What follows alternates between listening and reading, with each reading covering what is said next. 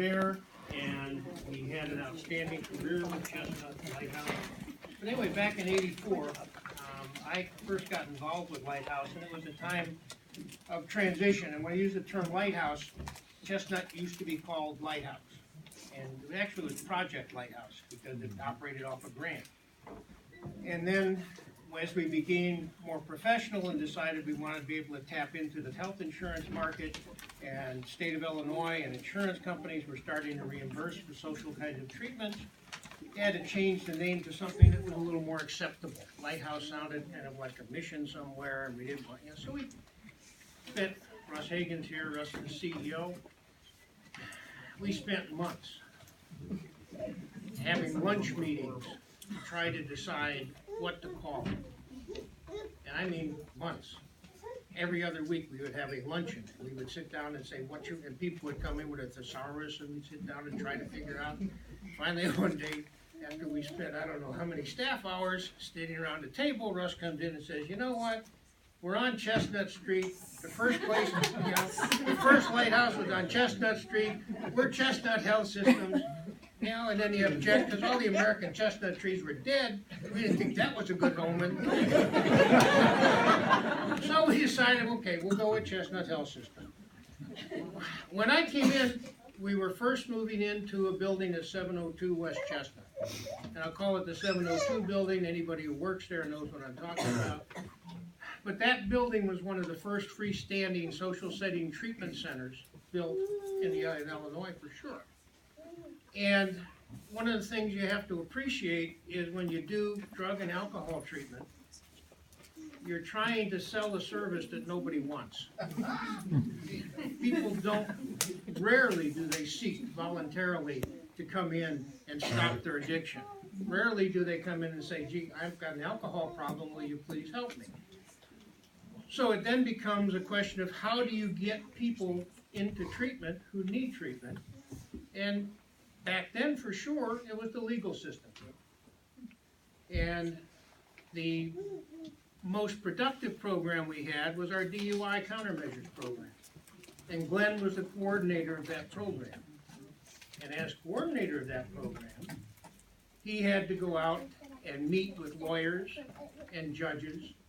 And when someone got arrested with a DUI, what the court would do would be order them to come for an evaluation. And they would have their evaluation. And then the evaluators, frequently was Glenn, had to go to court and testify that the person needed treatment. And then the court would order them into treatment if they agreed with them. But back then it was a little tougher deal. You had to argue with defense lawyers, because defense lawyers got paid to get people off with nothing. So you had people that we believe needed treatment, and the defense lawyers are saying, no, they don't need that. And then you have judges, and one of the stories Glenn told me once was he was in front of one judge, and he had finished going through the evaluation, and he said, this guy's got an alcohol problem. And the judge says, how can he have a problem? He doesn't drink as much as I do.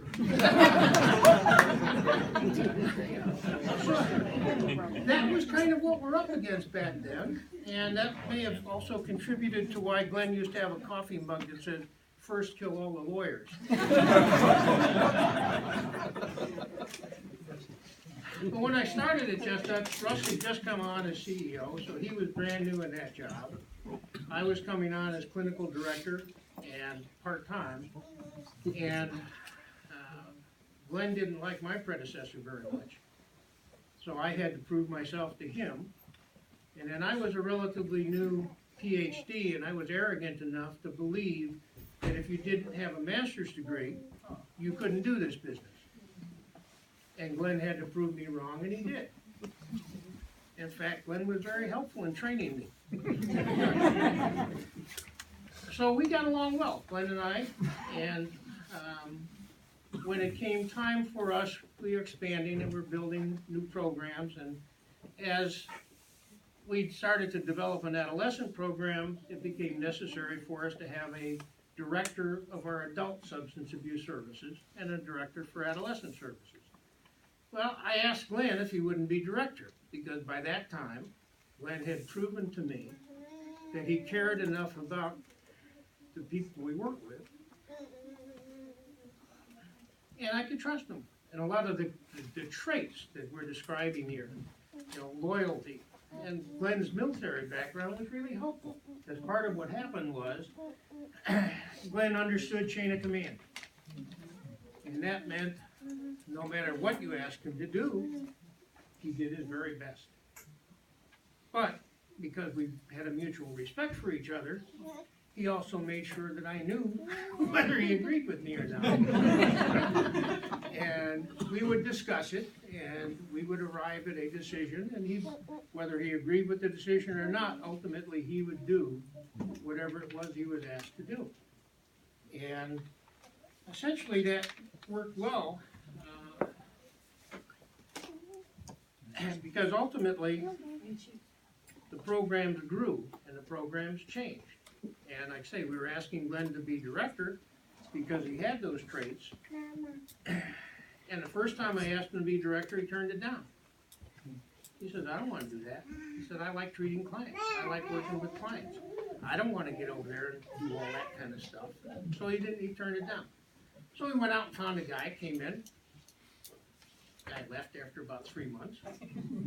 So I go to Glenn again. I said, Glenn, you want to be director? He said, no, I don't want to do that. Okay, so we went out and got another guy. Guy came in, he probably lasted less time. Found a better job out of state someplace, and he disappeared. So finally I go to Glenn again. I said, Glenn, you want to be director of adult services? He says, yeah. I said, I'm tired of training these guys.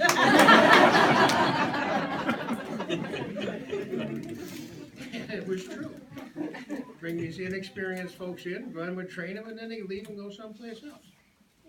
As you also know, when we talk about Glenn being quiet, and he really didn't like being in the public eye very much. There were very few things that he just was happy being there in his office or wherever he was doing his job. Well, we placed him in a position where he had to go out and meet the public more frequently. He had to meet with the lawyers, he had to meet with the judges, and then as we began to develop EAP programs, employee assistance programs, he started moving out into the community and going out with Russ and making calls on Archer Daniels Midland or Caterpillar or whatever big company that happened to be, and became very effective and influential in starting those relationships with those companies. And Chestnut has grown into having an international employee assistance program. They're all over the world now.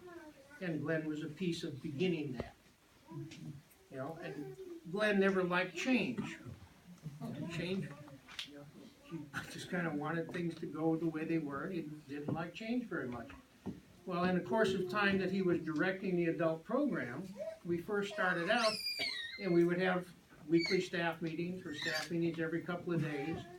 And when you had the staff of about a dozen people or 20 people or so, you could have your staff meetings. Everybody met in a little conference room. And then we added a women's program. So we have it now. We've got a detox program, social setting detox. You've got a residential inpatient treatment program for both men and women. So then you had a separate unit. So then you have residential treatment programs for men in one unit, women in another unit, and you've got a social setting detox unit. And Glenn is a part of all of this growth. Started out small and has grown tremendously. But he never liked it very much. But one of the fun stories I liked was when the 702 building was built, a single story. I don't know, not too many of you are old enough here with the company to know that when 702 was built, the 2-story building was a parking lot. Okay, that didn't exist back then, so it was just a single-story building. And Glenn was really dedicated and devoted to his clients, and he had worked with a young single mom who had a couple of kids, 8, 10 years old, and she had just been discharged from treatment. And a couple of days later, a couple of nights later, she relapsed. She was under the influence. Her 10-year-old kid was really concerned about her, so decided to drive her back to treatment. So 10-year-old gets mom in the car and drives. And it did pretty good as far as pushing on the gas. Had a little more trouble with the brake. When Glenn came into work the next morning, there was a car parked in his office. The kid got into the parking lot, he just didn't stop quite in time. So he had to change to another office for a little while while they reconstructed his. Yeah, the model that Chestnut was built on essentially required us to have individual supervision. And that meant we always had people spending a minimum of an hour a week talking about their cases with a supervisor. I supervised Glenn for 25 years. Once a week for an hour, 52 weeks a year, for 25 years. And we became friends. We were colleagues back then. I retired first. I retired back in '06. So I'd retired for a while, and Glenn missed me while I was, after I left. And, so we would still get together, and we would have lunch once in a while, and we would do assorted things. And then after he retired, then the two of us would get together a little more frequently, and most of the time it was for lunch. And a lot of times what we did was to have lunch at Kentucky Fried Chicken, where it was all you could eat, and Glenn ate a lot. The guy was a runner, and he'd easily eat twice as much as I did. And then after that, we would go out. There's a little picnic shelter out near Constitution Trail, out on Route 9. And Glenn liked to run on Constitution Trail because it was an area that was wooded out there and had trees overhang. It was always pretty. And we'd go out there, we'd take our drink refills, and we'd go sit out at this little picnic shelter and watch the corn grow in the field next door. And then we would talk about things that old retired guys talk about. You know, we talk about our kids and who disappointed who. And we talk about, our grandkids, and we talk about how proud we were of them and how proud we were of our kids and what they were accomplishing. And we would talk about our old jobs, and we would talk about money, and we would talk about other things that were kind of relevant, and we wouldn't talk about politics. I don't know if any of you ever want to discuss politics with Glenn. That's not something you want to do. Unless you agree with him.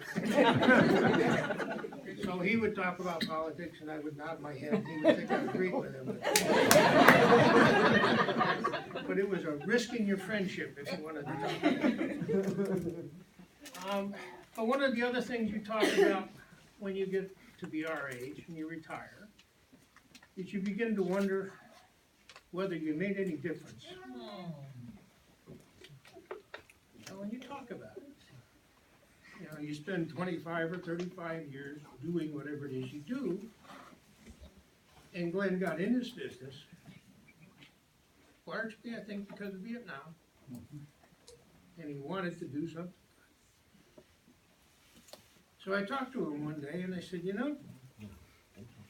he worked in substance abuse treatment for 35 years. During those 35 years, you probably had contact with at least 15 different clients a month. And they turn over pretty much every month to get a new batch of people. So if you take those 15 new clients that you see every month, times 12 months, times 35 years, you come up with about 6,300 clients that he had some direct influence on. And then the fact that he supervised practicum interns, he supervised bachelor's level interns, he supervised master's level interns, and he supervised staff, and they all had clients. So talking to Glenn as a supervisor, he influenced whatever they did with all of those people. So you had a few thousand more people in. And what I told Glenn was, if you take that 6,300 and you add a few thousand more in, because out of all of those people, you were bound to have made a difference for somebody. And I know he made a difference in my life. He made a tremendous difference. I loved having him as a friend. I will miss him greatly. Thank you.